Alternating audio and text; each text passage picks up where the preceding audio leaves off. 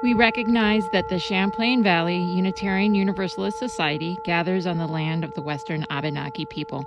We respect their spiritual relationship to the land. We hope to learn from them how we can live together in peace and justice.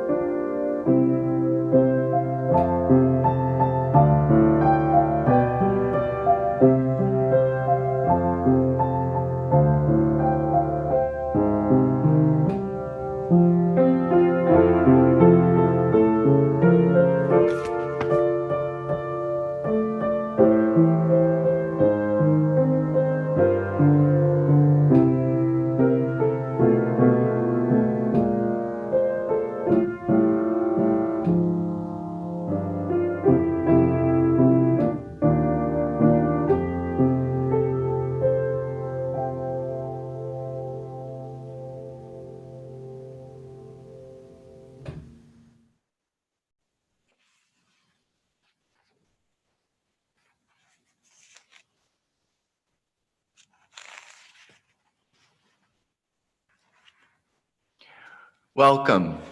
Welcome everybody to the online worship service of the Champlain Valley Unitarian Universalist Society. And happy belated birthday to us all. 35 years. Yay. Yes. I'm Liam Batches Greenwood, and I'm today's worship associate. And I'll be assisting our own Barnaby Feeder with the service as we consider what does it mean to love our neighbor without hugging them, at least until we're both vaccinated. And if this is your first time joining us, then you may want to know that I'm coming to you live from our sanctuary here in Middlebury. But this building is just the physical center of our community. And this represents where we gather with jazz hands of love and acceptance and minds that are opened by listening ears and caring hearts. And we hope that you find a friendly and welcoming space here in our virtual gathering. If you have a joy or a concern that is on your heart, you can put it in the chat, and we will share it later in the service during our milestones and passages.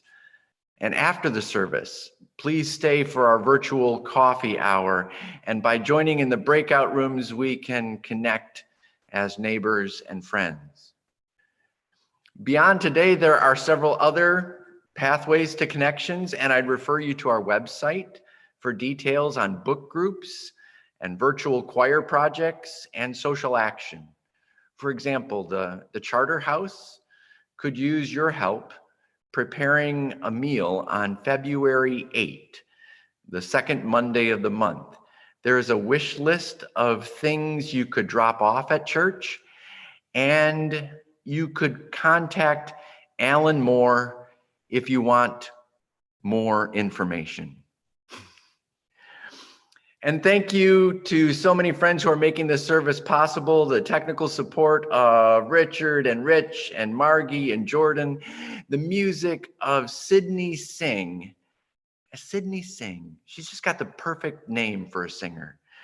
And the choir directed by Lucy Tenenbaum with Poppy Reese, our inspiring RE director. Thank you to all those who are part of this teamwork.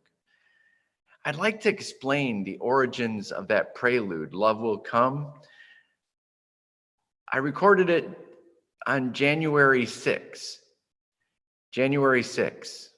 Yeah, I was unsettled by the chaos in Washington. I came home from school after preparing an SEL lesson, social and emotional learning, trying to teach our young people how to listen with respect and work through differences. and I saw that there were several adults that needed my lesson. And in order to cope with the feelings, I took a walk down my very short street, and I noticed that in the last couple of weeks, my neighbors had all taken down their political signs. We had blue and red signs on our short street. They had taken the signs down, but they had left up the holiday lights. So I filmed my neighbors' holiday lights, which combined the red and the blue and the green and every color in between, and stayed connected, shining in the darkness. And then I came home and played the song Love Will Come and put that together. It was my way of coping with the darkness of January 6th. It was also my way of connecting with my neighbors who have their own colorful way of shining in the darkness. And this is our time to connect with each other as neighbors and friends. And so I'd invite you to disconnect from any cell phones or distractions that might keep you from worship. And hear this, our call to worship, from Thich Nhat Hanh. Let us be at peace with our bodies and our minds. Let us return to ourselves and become wholly ourselves. Let us be aware of the source of being common to us all and in all living things, evoking the presence of the great compassion. Let us fill our hearts with our own compassion toward ourselves and towards all living beings. Let us pray that we ourselves will cease to be the cause of suffering to each other.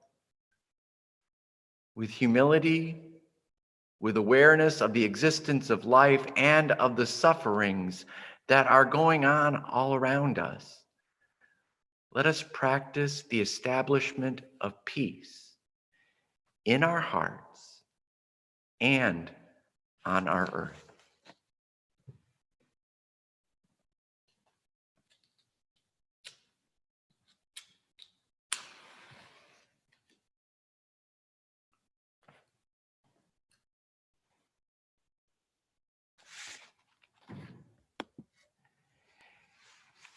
And feel free to join with me in our chalice lighting reading. We light this chalice to represent the love, peace, and understanding which draws us into community. And we welcome the challenge of being lights of love, peace, and understanding within our other various communities.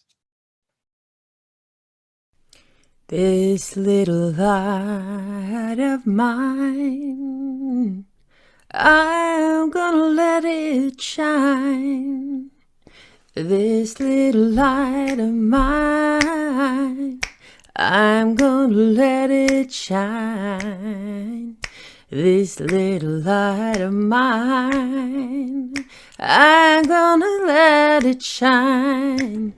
Let it shine, let it shine, let it shine. Ooh, everywhere I go, I'm gonna let it shine. Everywhere I go, I'm gonna let it shine. Everywhere I go, I'm gonna let it shine. Let it shine, let it shine, let it shine. Ooh. Oh, building up the world, I'm gonna let it shine. Building up the world, I'm gonna let it shine. building of the world. I'm gonna let it shine, let it shine, let it shine, let it shine,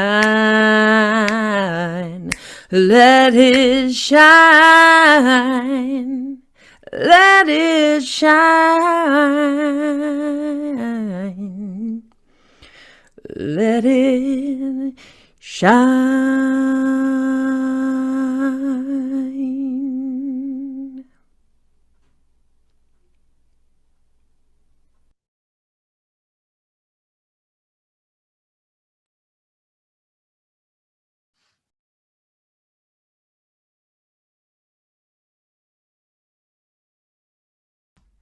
I'm muted. There's something funny about being introduced by yourself. I thought I should say, whoa, that's a hard act to follow. To-boom. Okay, my friends, good morning. Good morning. The story that I have for you today, I would say is a little unusual in that I tend to pick things that end in a pretty upbeat tone. So I'm just giving you a little bit of a warning. You might be not totally satisfied with the ending of this story, which is on purpose. So, the story that I'm going to be sharing is called Each Kindness. It's by Jacqueline Woodson, who is a Black writer who's written many, many books. And I really recommend checking her out if you like this one.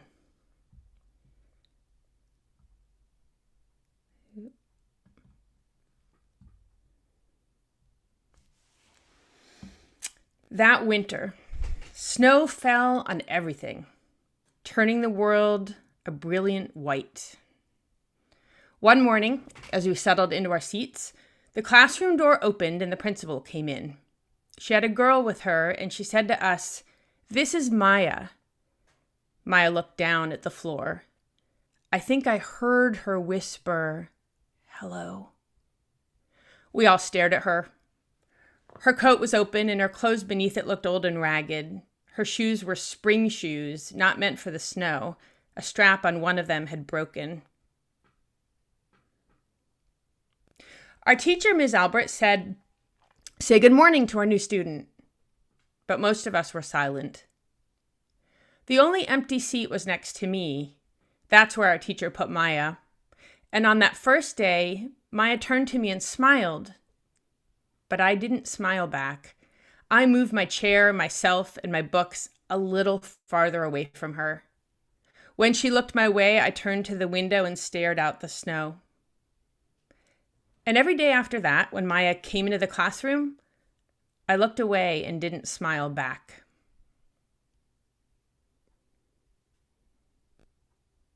My best friends that year were Kendra and Sophie. At lunchtime, we walked around the schoolyard, our fingers laced together, whispering secrets into each other's ears. One day while we were near the slide, Maya came over to us. She held up in her hand to show us the shiny jacks and tiny red ball she'd gotten for her birthday. "It's a high bouncer," she said. But none of us wanted to play. So Maya played a game against herself. That afternoon, when we got back into the classroom, Maya whispered to me, "Bet you can't guess who the new Jack's champion of the world is."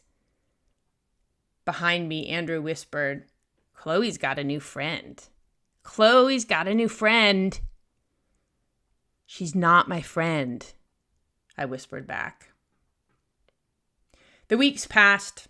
Every day we whispered about Maya, laughing at her clothes, her shoes, the strange food she bought for lunch. Some days Maya held out her hand to show us what she had brought to school: a deck of cards, pickup sticks, a small tattered doll. Whenever she asked us to play, we said no. The days grew warmer and warmer, the pond thawed, grass began growing where snow once had been.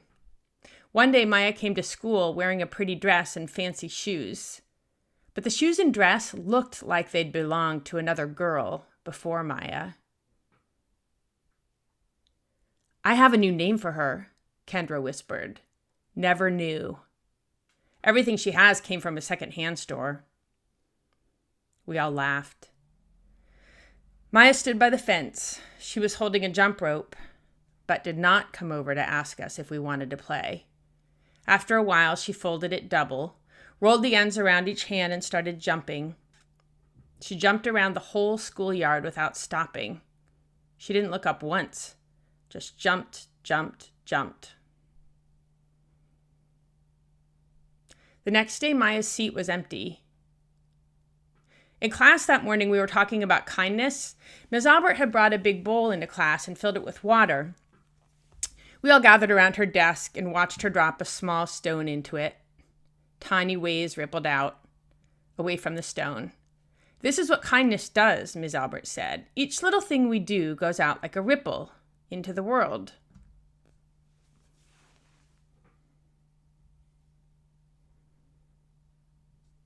Then Ms. Albert let each of us drop the stone in as we told her what kind things we'd done.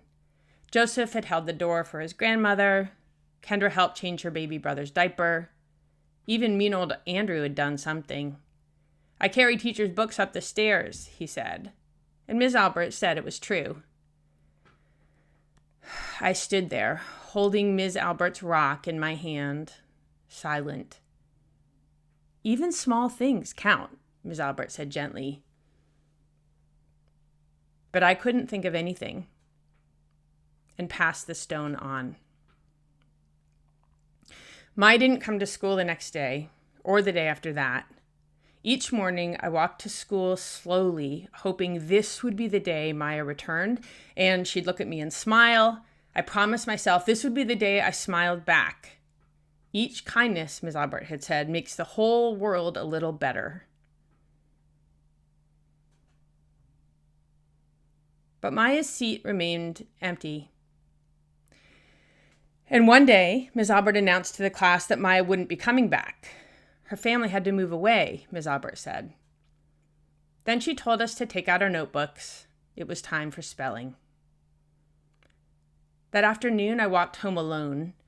When I reached the pond, my throat filled with all the things I wished I would have said to Maya, each kindness I had never shown.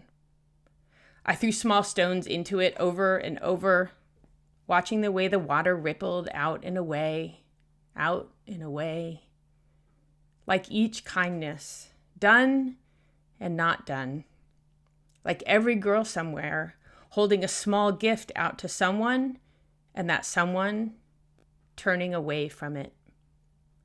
I watched the water ripple as the sun set through the maples, and the chance of a kindness with Maya became more and more forever gone.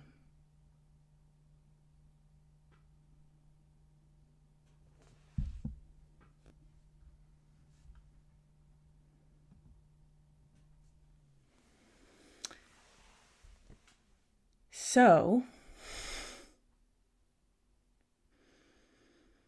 when I read that book, I kept, I actually turned the page at the end, assuming that wasn't the end, and then it was the end. And I just sat with that. It was so surprising to me to read a picture book that ended that way. And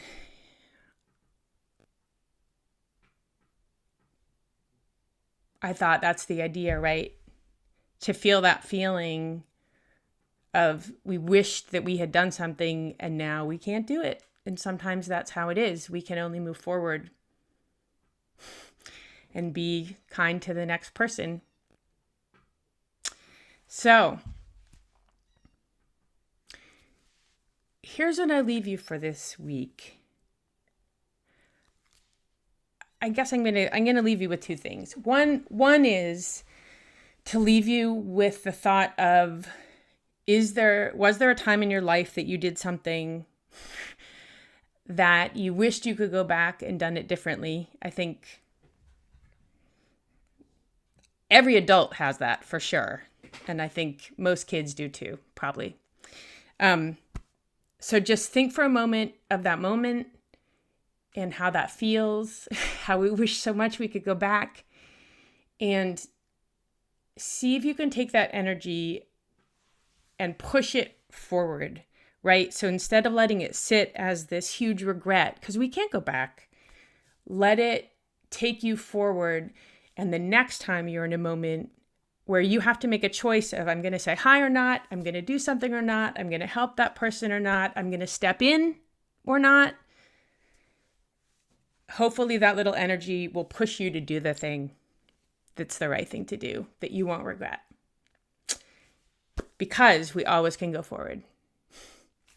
So that's what I leave you with, my wonderful people. I love you.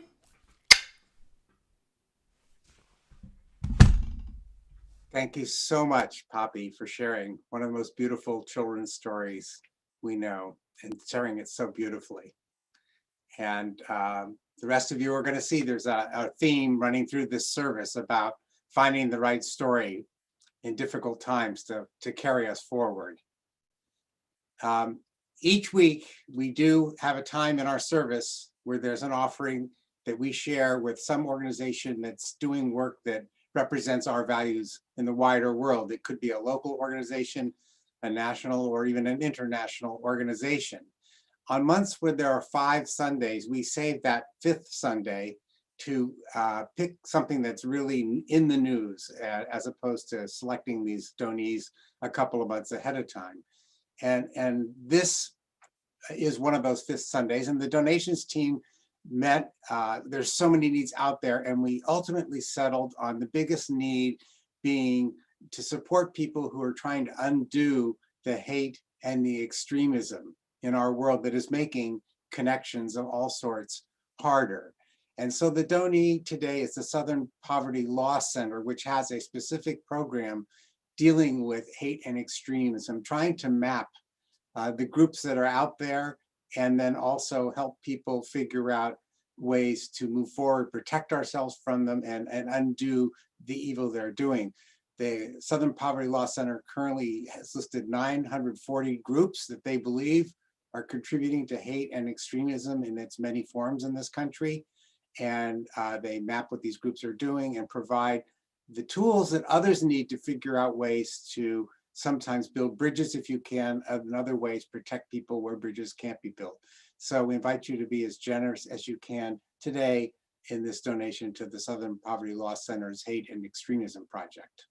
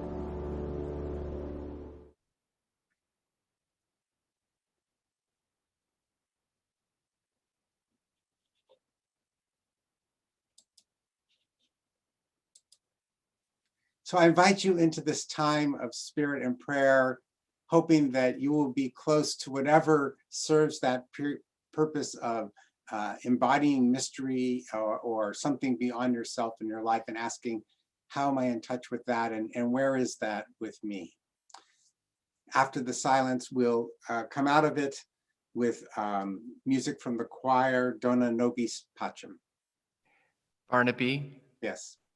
there are three things that did come in the chat. Okay. Just prepared us beautifully for silent meditation, and I broke the silence. I apologize. I can't talk and read the chat at the same time. That's right. So Lise wants to give thanks that her and Miles 4 years ago closed on their house in Cornwall and are been welcomed into this neighborhood. It was a Thanksgiving for neighbors that have made that house more than a home. And also Larry Vandenberg asked for prayers for Michelle for a successful knee replacement and a speedy recovery. And then Poppy had joys for a great Zoom with the youth group last night, and so grateful that they showed up. So these are concerns for neighbors that we connect with on Zoom, or ones that are going through surgery, or ones that just make our houses a home. Thank you, Liam. One of the things you get to do as a worship associate is serve as goalie for the minister during the service. So now we invite you into that period of silence.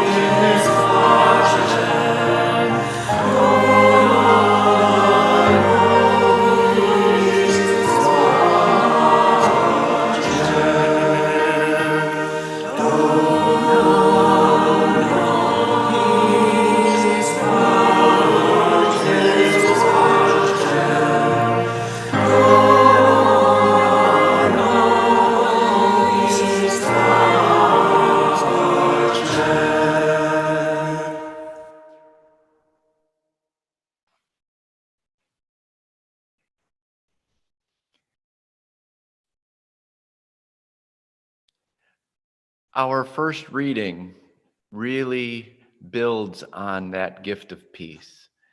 It is a reading from the progressive Christian minister and civil rights minister, Reverend Howard Thurman. I seek the enlargement of my heart, that there may be room for peace. Already there is room enough for chaos. There is in everyday's experience much that makes for confusion and bewilderment. Often, I do not understand quite how my relations with others become frayed and chaotic. Sometimes this chaos is a positive thing.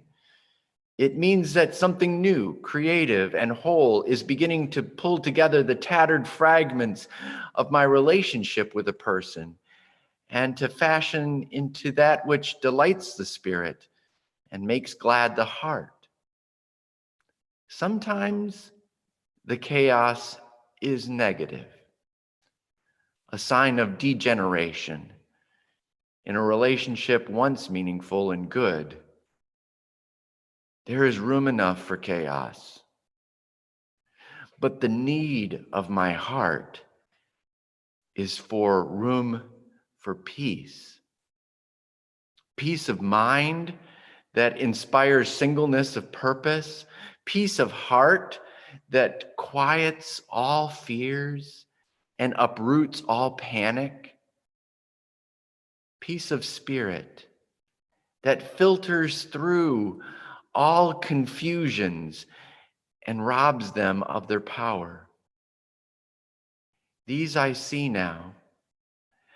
I know that here in this quietness, my life can be infused with peace. Howard Thurman, from his Meditations of the Heart.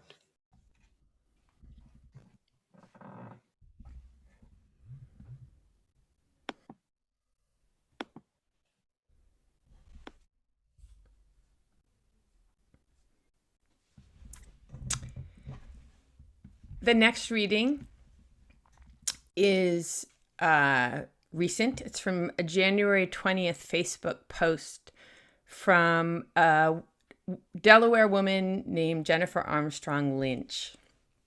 And here's what she says. 18 years ago, a sleep-deprived new mom entered a Wilmington, Delaware coffee shop with her extremely colicky baby and tried unsuccessfully to make a cup of coffee. It spilled everywhere, and so did her tears. Suddenly, an older gentleman came over, helped her mop up the counter, and said, "Here, I'll hold the baby while you make yourself another cup. I have lots of grandkids. Fussy babies don't scare me." He bounced the baby gently and then said, "She's beautiful. Enjoy her. These tough days won't last." The mom was me. The man was Joe Biden. And the words were true. Thank you so much, Poppy and Liam, for those fantastic renderings of those readings that were so important to what I'm trying to say today. Last summer, the worship team and I decided that this month's services could orbit around a deceptively simple question. What do our neighbors need? We figured that whoever won the November election, we would still be a deeply divided country. We knew we would desperately need ways to address those divisions, even if Joe Biden managed to defeat President Trump, a unique politician who had spent 4 years exercising his power with tactics that courted chaos, crisis, and conflict in order to make daily headlines. The word that hung over so many of our political relationships, no matter where you stood on the spectrum, was toxic. And nature itself seemed to be reinforcing this awful truth through climate change and the coronavirus. I won't say events proved us to be prophetic geniuses in choosing this theme. We were right, But I, for one, confess that actually living in this divisive future we anticipated is even more heartbreaking and scarier than I had envisioned at the time. And I'm not the only one. One congregant recently asked me to talk soon in depth about grief. The gist of her question went something like this: I can't even begin to get my hands around more than 400,000 Americans dead from COVID. Can you help us figure out how to mourn that? I thought a lot about that question. And if it was only that question before me, I would hazard to say, yes, I can help you figure that out. And we don't have to do it alone. Humans have known forever there is a time to weep, and we've become highly skilled at helping each other with that. I would say, it would not be hard to start each morning reading or listening to a story of some one person who recently died of COVID. You could light a candle or engage in some other personal physical gesture to mark this entry into mourning as the day began. We're surrounded with stories of those who are dying.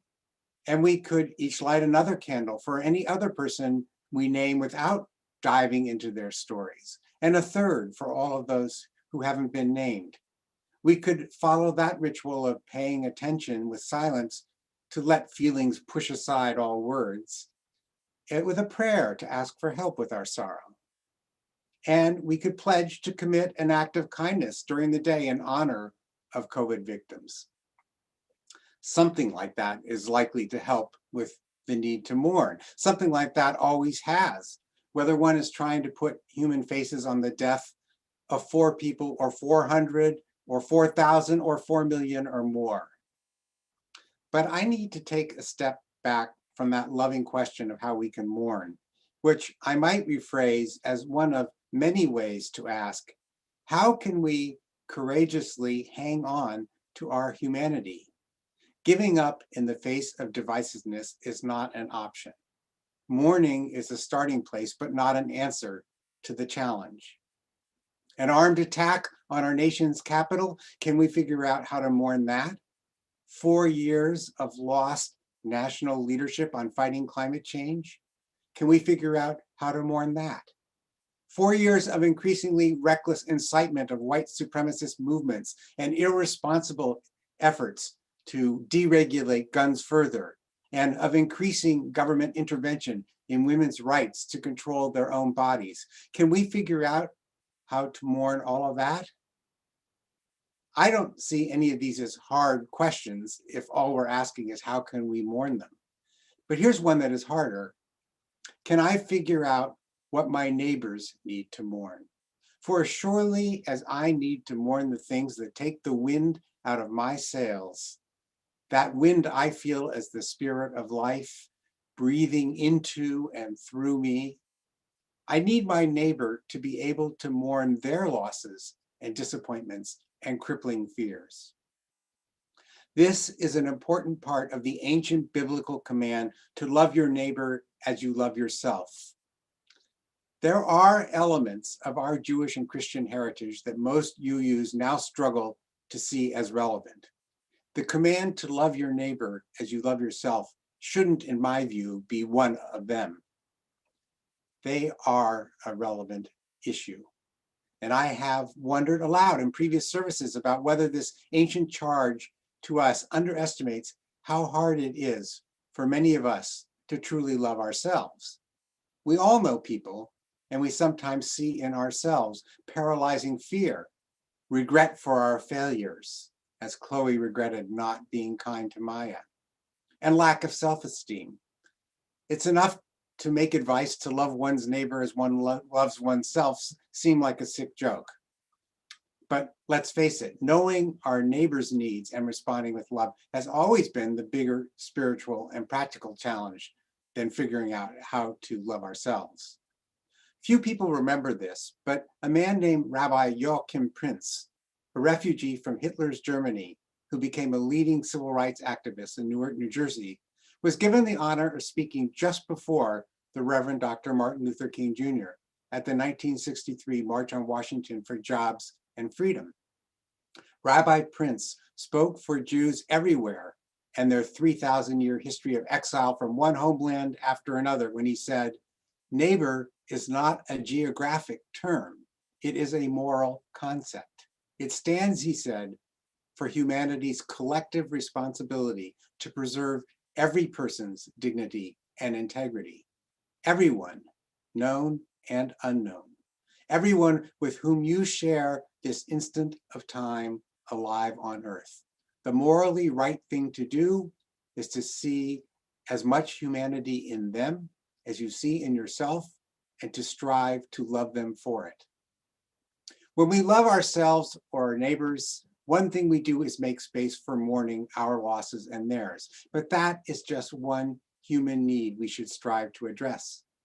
There's also the need to feel safe sharing joys as well as concerns, the need to hang on to hope, to enjoy and create beauty, to find courage in times of peril. And I'm sure you can name many other very fundamental needs. But one common thread is the need to share stories about these needs. We don't grasp what others need from studies or news reports, as well as we do from listening to their stories. And if we keep listening, eventually we hear stories that could be ours as well in their stories. The story Poppy just read, for example. 18 years ago when it first occurred, that story was no more than a brief anecdote shared within a small circle of people, and then, we must assume, largely forgotten.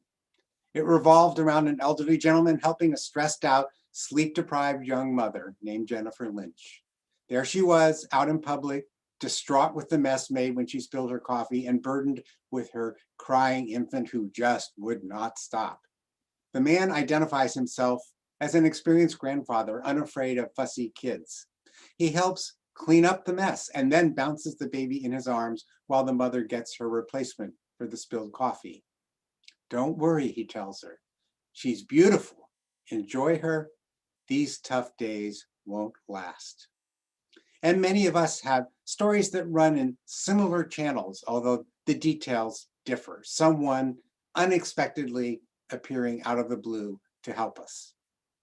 Now, though, Jennifer's account of her story is traveling around the world on Facebook and other social media sites.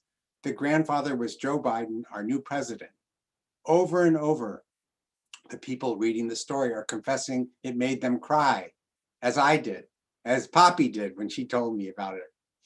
We cry because it's the story of a famously authentic, empathetic man succeeding a president widely perceived, fairly or not, to be famously clueless or indifferent to the needs of others if they aren't acting as his allies and supporters. We cry out of longing that with this new leader, the words, "These tough days won't last," will apply to all of us, the entire global neighborhood, not just Miss Lynch's daughter. And by the way, although it's not in the post making its way around the World Wide Web, that baby grew up to work in the Biden campaign and as a new voter to help elect him president. The UU Minister Poet Lynn Unger has been thinking about how we could create stories like this, stories that foster sharing and openness among all neighbors, not just those we recognize who live in our vicinity. She recently posted 5 questions that invited those who follow her on Facebook to share personal memories that might speak to our commonality. She asked, for example, when was a time that you felt safe? Now her answer, offered as part of a poem linking all 5 of her answers, was, "I remember my father carrying my sleepy body in from the car, being allowed to be heavy, knowing I would not be left behind." I love that. How much of the acrimony around us in our tattered world would subside if we were sharing experiences of being allowed to be a burden, but knowing love would not leave us behind. Later in her 5 stories poem, Reverend Unger responds to the 2 final questions she posed. When have you been kind to a stranger? And when has a stranger been kind to you? These are her responses. The stranger was flustered, overwhelmed, trying to manage 3 kids in line at the grocery store, where it turned out she didn't have enough money. So I bought her groceries. I confessed that I wanted to move the line along as much as I wanted to be kind. The stranger, a young man, jump-started my car at the gas station. He wasn't worried that giving me some of his power wouldn't leave enough for himself. As both the Biden story and Lynn's poem quiz suggest, kindness is a go-to way of lovingly addressing both our needs and those of the neighbor. It's right there as well in the Buddhist priest Thich Nhat Hanh's prayer song from earlier in the service. May I be filled with loving kindness. May we be filled with loving kindness. May you be filled with loving kindness. And it's right there in Poppy's Time for All Ages story about Maya and Chloe, although it comes with the truthful warning that kindness is a matter of timely action, not intent. The neighbor who needs it might disappear if you tarry. Lynn Unger's poem notes with a bit of self-deprecation that kindness starts with empathy, but it doesn't exist isolated from the rest of who we are in all our complexity, some of it not glorious. She confesses to buying the groceries as much to move the line along as out of wanting to be kind. The young man jumpstarts her car with the sacrifice of a few minutes of his time, not any of his power in the world at large. And kindness isn't always an easy option. We live in a world where we are sometimes called to actively oppose neighbors who are doing or saying harmful things, even if we can understand that they are doing so because of sincerely held beliefs. This is old news, not fake news. While love your neighbor as you love yourself is sometimes boiled down to a wishy-washy, be nice, the Bible often speaks of times when the loving thing to do is to rebuke a neighbor or friend. In Proverbs, we find the advice, better the open rebuke than a hidden love. That's exactly what Dr. King did in his letter from the Birmingham jail when he rebuked white moderates for favoring order over justice. So, I don't have an easy answer for you. Amidst all the division, it's natural to look for ways to avoid still more conflict and to equate that with kindness. So many of us have cut off relations with neighbors or even family members rather than quarrel over alternate realities.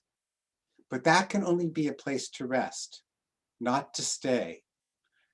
Reverend Thurman advised praying for enlargement of our capacity to love, enlargement of our hearts, and he linked it to achieving inner peace. Peace of heart, he said, quiets all fears and uproots all panic. Peace of spirit filters through all confusions and robs them of their power. Even if it's not the whole answer, it's a good start. And so this morning I say to you, may we all work for such peace, peace that robs the confusions of their power, peace of heart that uproots panic. We need it. Our neighbors need to attain it for their sakes and ours. And we need to work together to find our way back there through the right kinds of stories. May it be so. Blessed be and amen.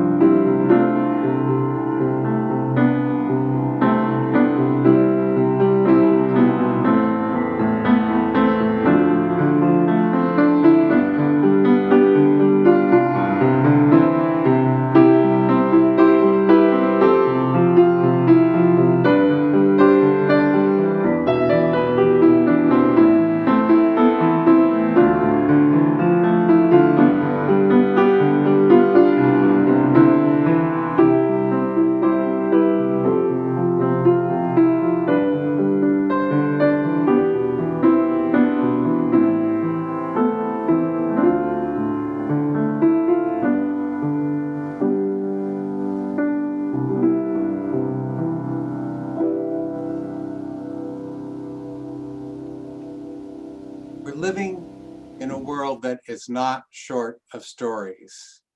Many of them are dangerous fantasies, but there are others that have the power to heal beyond the capacity of us to imagine all the ripples that will go out from them.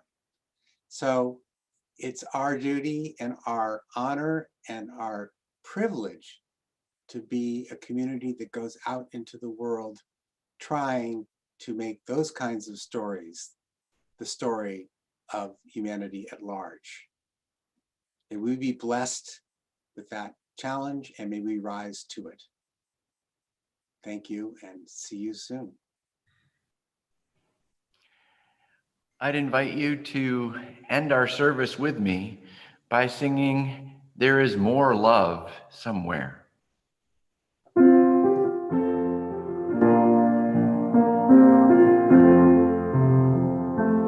There is more love somewhere. There is more love somewhere. I'm gonna keep on till I find it. There is more love somewhere. There's more hope. There is more hope somewhere. There is more hope somewhere, and I'm gonna keep on till I find it. There is more hope somewhere. There's more peace. There is more peace somewhere. There is more peace somewhere. I'm gonna keep on till I find it. There is more peace somewhere. And there's more joy somewhere. There is more joy somewhere. There is more joy somewhere. And I'm gonna keep on till I find it. There is more joy somewhere.